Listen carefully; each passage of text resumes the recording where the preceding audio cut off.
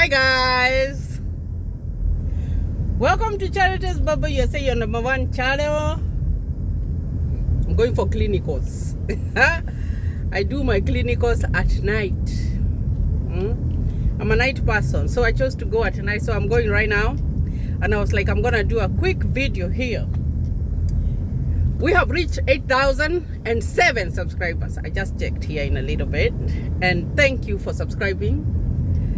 Thank you for supporting my channel, commenting, giving those likes. I really do appreciate you guys.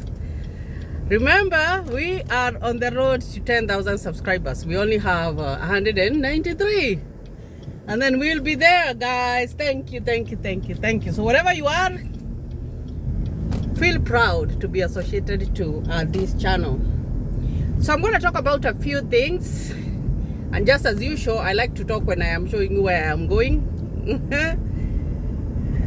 So there were some few questions there. Now, there was a person who was asking, and if you haven't subscribed, continue subscribing, continue asking questions, comment, like, give an emoji, whatever.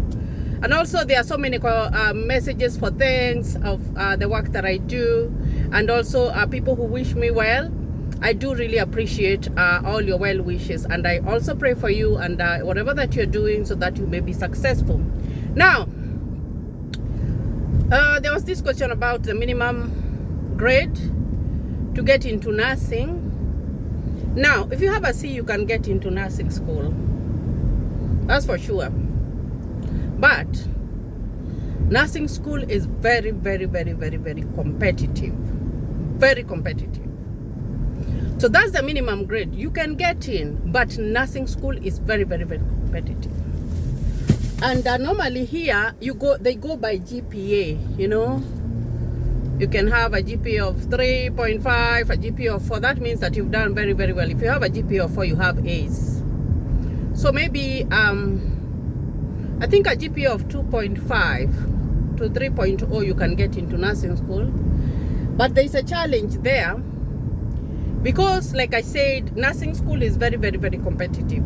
So normally what happens is that the people who apply, most of them have a GPA of 4 or 3.5 and above, or 3.7, most of them have a GPA of 3.5. So you might apply and you might never be able to get in, because they take, for you to get in, you have to have that very high GPA. But it's not that it cannot be achieved. It can be achieved. Because when you come in, you're going to go with your transcript, and they will tell you the classes that you're going to do before you get into nursing school. Those are called prerequisites. So when you do your prerequisites, you want to make sure that you are doing them very well, so that you can have a higher GPA. And why I am saying this is because when I did apply to do my ADN, now what I'm doing right now to become a registered nurse, because initially I was an LPN. When I did my application, I do remember at that point my GPA was 3.5. So I think 3.6. I can't remember very well, but it was either 3.5 or 3.6. But they wrote me a letter that was like 3 semesters ago, and they told me that I haven't been accepted. And it's not because I didn't reach their benchmark, because their benchmark was 3.5 and above. So it's because there were so many people who had been accepted, like who had applied, who had a higher GPA than what I had. So you find that I had to wait. So I just told them to go ahead and put me on the waiting list, and then I was accepted the next semester. So you find that you can have a very minimum grade, and you always wonder, why am I not getting in? It's because it's very competitive.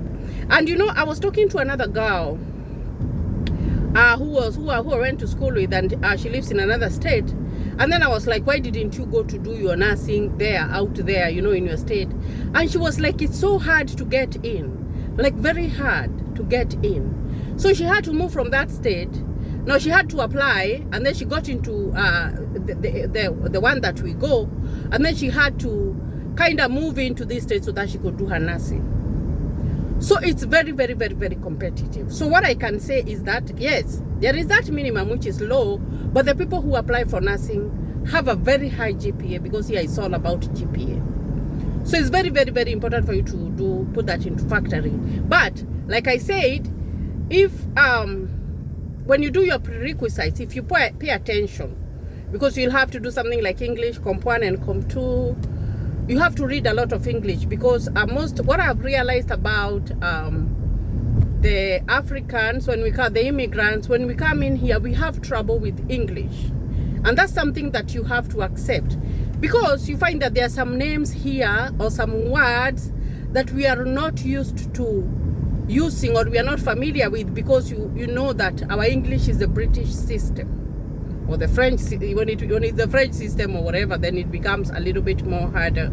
So you find that as an immigrant, you can struggle, especially in English. Like, you can be very, very, very good in English. Like, I do remember when I was in high school, I was very, very, very good in English.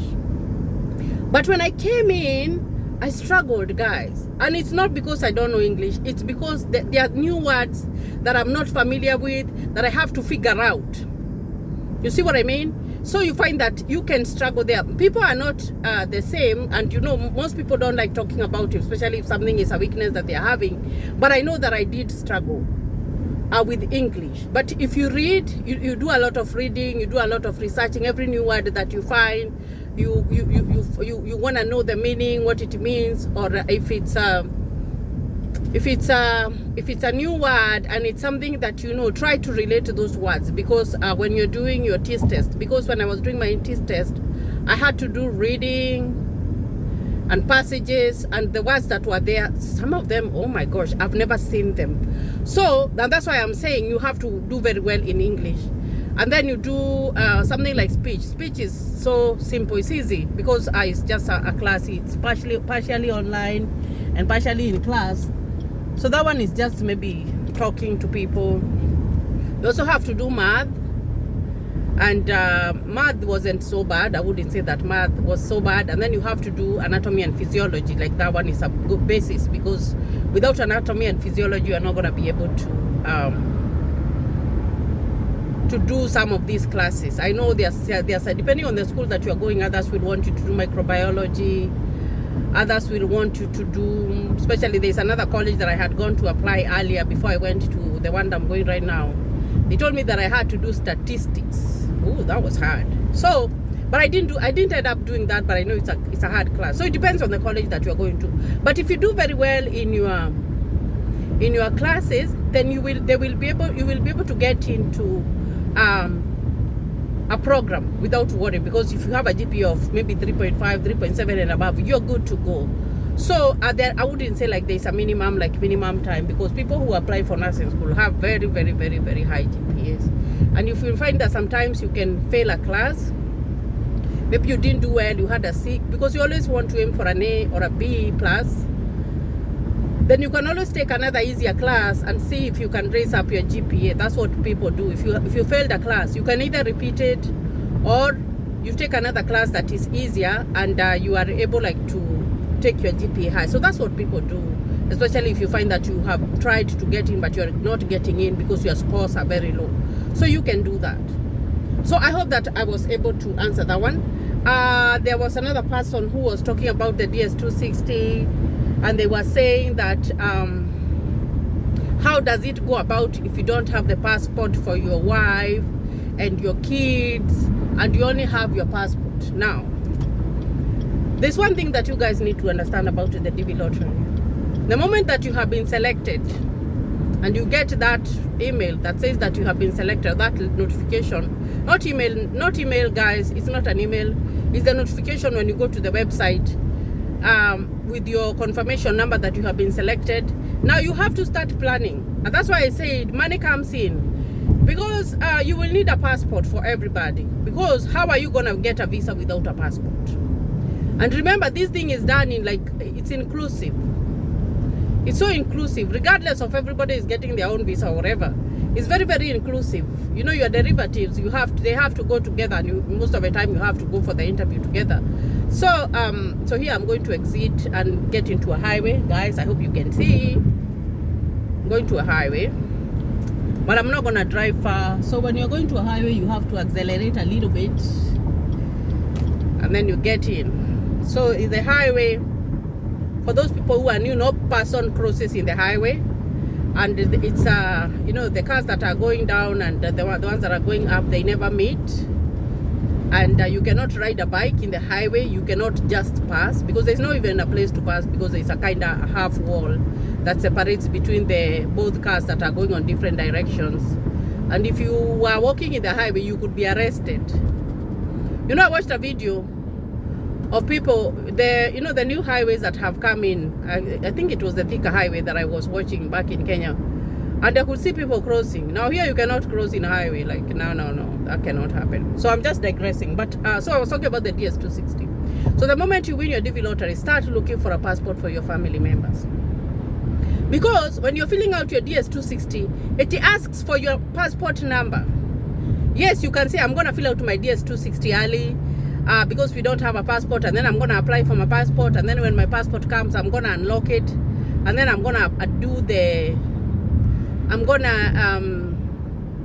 unlock it, and then I'm going to add the passport numbers. Yes, you can do that, but you find that even if you submit a DS260 that is incomplete, it doesn't have passport numbers for the other family members, there is nothing that they are going to do with that one. They are going to wait until it's complete. And that is why you have to read the instructions very well and do what they tell you. Like here, it's not like I'm going to do halfway. No, you have to do the whole thing. You have to have all the requirements, because when you win your DV lottery, they tell you the next steps, what you are required to do on that paperwork. So you have to make sure that you have that stuff.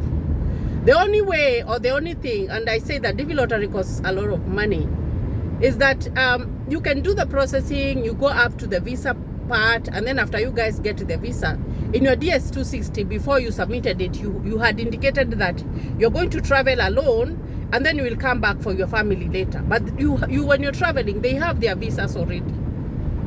And then you can come back for them. You can do that, guys. But there is no shortcut.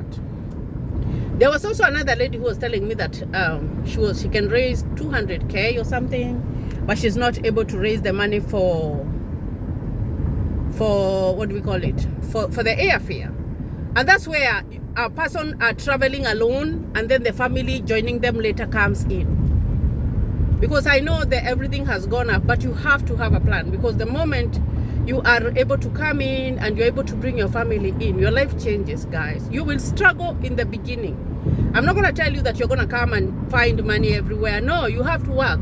You have to work like easy jobs, simple jobs, and then eventually you're gonna settle. Maybe you give yourself a whole year before, like, you figure out everything and you have your apartment, and you are doing that work, you know, and then you will, you know, you have known the ways, you know, like how US goes. You won't know everything because you learn everything you learn things every day, but at the end of the day you will know something. Then from there, that's when you start. So it involves a lot of money, guys, like, to do that whole process. So it's very, very, very important for you to have that in mind. Always have that in mind, guys. Because there was another person who was like, oh, I did apply, and I think I talked about this earlier. I didn't include anybody. That's a no-no. Because if you want to include them later, then you're going to be in trouble, you know. Because they look at a lot of stuff. They do look for a lot of stuff, so you have to be very, very, very keen. There was also another person who wrote, and they said that they were given the sole custody. They have the sole custody of their child, so they were wondering if it's gonna be a problem, or they need letters or whatever. You know, when you have what whole custody means, that you have a right over that child that has been granted by the court. So do you need permission from the other person? Most of the time when you're going to get sole custody, and I need someone to prove me wrong, is when the other parent is just a parent by name, but they do not chip in, they don't help, they don't care, they are not there. So you go ahead and go to court and ask for sole custody so that you can take care of your child by yourself.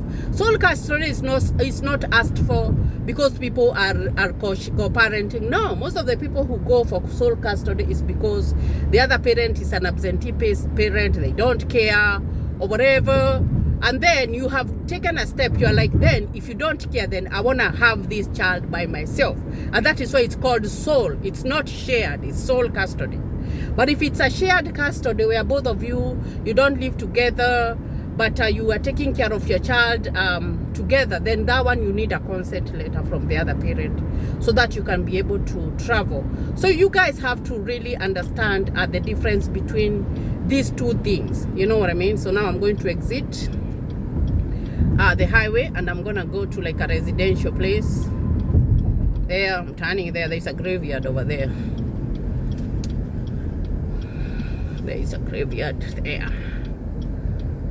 And I'm gonna turn. This is a big curve all the way. Those blue signs, they tell you that there's a hotel somewhere, or there's somewhere that you can have gas and all that stuff. So so this person about the passport, he was also saying about the marriage certificate. And you know, you can get your marriage certificate after you win your DV lottery, so long as it's not a marriage that you have faked. Because you know, culture, and you know, when I went to school for nursing, there's a part that we were learning, and they were telling us that it's good to learn the culture of that other person, because this country is very diverse. Like, there are many people from many countries, like everywhere in the world. You'll find someone in the US. It's very diverse. So people learn. So let's assume, like, as a nurse, if you have someone from a different culture, you tend to want to listen to them so that you can know how they do different things, and how they, you know, how their life is, and what they do and what they don't do. And so you find that one of the things that we do as Africans, especially coming from Kenya, and I know that like most African countries do this, it can be due to lack of finances, it can be due to like the customs, is that people get married through customary, whereby you really don't necessarily need to go to church and wear a white dress so that you can be married. A white wedding. Most people don't do white weddings, but you have been married customarily. You know, that's recognized. So after you win the DV lottery, because they want it in paper, it doesn't mean that you're going to whatever. You're just gonna go, and you can go to a judge. Of course, when you go, they will make sure that you guys are married and all that, and then you will get a marriage certificate. So a marriage certificate is required, because if you show up to the embassy without a marriage certificate, and they have written there on the next steps on what you need to do before you go for your interview, then they are going to postpone your appointment and tell you that you to bring more documents, and you don't want that, guys. So make sure that after you get that information, after you have been selected, read every requirement that they want. And then after you read all the requirements that they want, then you answer the questions. The last thing that I'm going to talk about, because I am almost there, is about hosting. I know that I say that I could host people and everything, but right now my house is full. So right now I am not able to host anybody, because I have my son, he's back with us. So I am not able to host anybody. So many people have reached out and told me to host them, and I'm not able to do that. So this video was basically on the YouTube comments. I know there was some more questions that were asked on my Facebook channel, and I'm gonna do those next. So wait for that video. So guys, thank you for always supporting my YouTube channel. God bless you, and I'll see you in another video.